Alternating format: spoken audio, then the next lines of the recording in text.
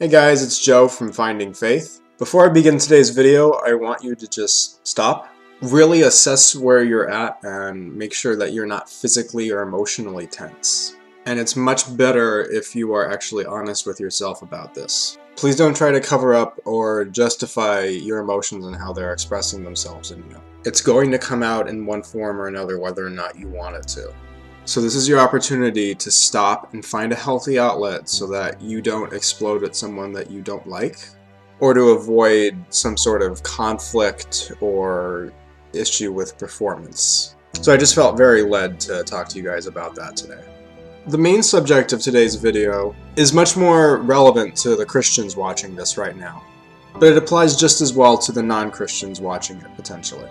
What we forget as Christians is that God doesn't change. We see God's personal nature and how God treats people in slightly different ways based on where they're at. And we attribute our life circumstances so much to God that at a certain point we forget we're talking about an unchanging being here. For emphasis, this is said in the Bible multiple times, emphatically. What's also said is that God wants us to seek Him. And He wants us to seek Him because He wants to be found so that He can love on us. And I don't think there's anything heretical about saying God wants to be found. Because even the people who believe in a higher power don't necessarily have access to the God of the universe. Oftentimes, yes, God does reveal Himself in extraordinary ways to people in their lives. I've heard some really mind-blowing testimonies over the years. Just the stories of how people have come to know God and what God has done to bring them to Him. Unfortunately, sometimes the people who tell these stories have waning interest over time in God. Even us regular folk kind of have a hard time maintaining our interest in God.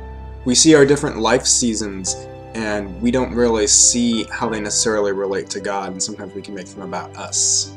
And I say we because I have been guilty of this too. But God loved us as much when He saved us as He does now. Contrary to what a lot of legalistic Christians will say, you can't make God love you anymore.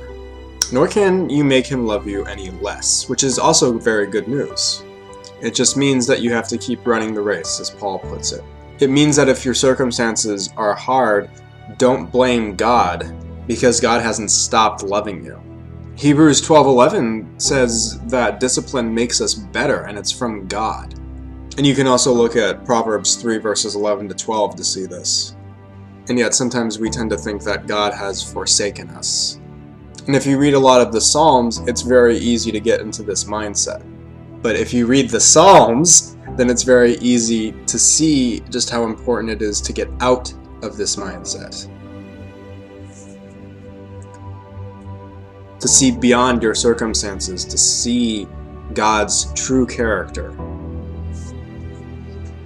and His unfailing, unchanging nature and His unfailing love for you. In short, don't trust in your circumstances or your present emotions. Trust instead in the eternal nature of the one who saved you and reached out to you. Maybe He's still reaching out to you and you're not acknowledging it for whatever reason. That's not for me to know, that's for you and God to work out. And I'll be praying for you guys in this. Alright everyone, thank you so much as always for watching. Please remember to hit that subscribe button and the little notification bell that YouTube has recently added and I haven't acknowledged until now. You can also help by commenting, liking this video, sharing it around. Check out my Facebook page, and I'm also going to be looking at alternative forms of social media too. And I'll see you guys in the next one. Have a blessed day or a blessed night.